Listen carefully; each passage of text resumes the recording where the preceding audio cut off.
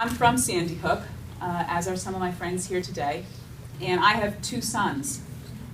One of them is called Jake, and he's a 7th grader now, so he's the same age as a lot of you here.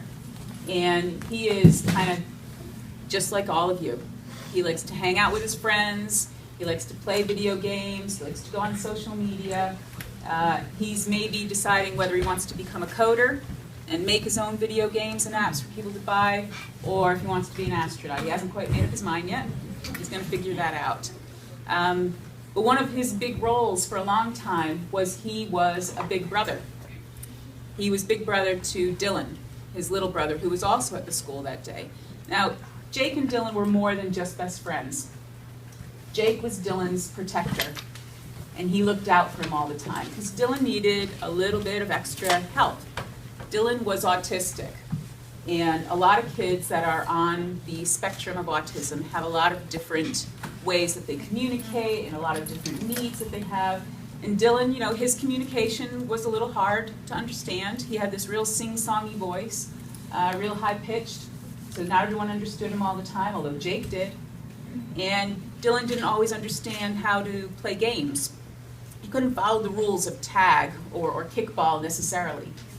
But his friends, our neighbors, and the other kids we were at the places we hung out with really included D in everything that they did. And they helped him learn, because at the end of the day, he didn't care that he didn't know the rules. He just wanted to play and have fun. Because what little 6-year-old kid doesn't want to just have fun and be included, yeah? Now, Jake and Dylan were both at Sandy Hook School the day of the shooting. Jake was in 3rd grade, and Dylan was in 1st. Jake survived, but Dylan was killed.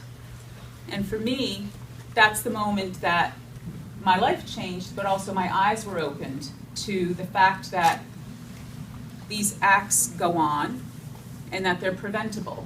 People hurting themselves, or becoming addicted to substances, or making bad choices in life. These things go on, but they're all preventable.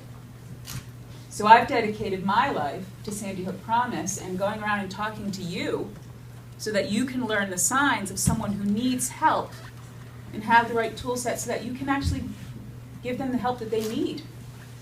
And you might never realize just how much of an effect you're going to have on someone.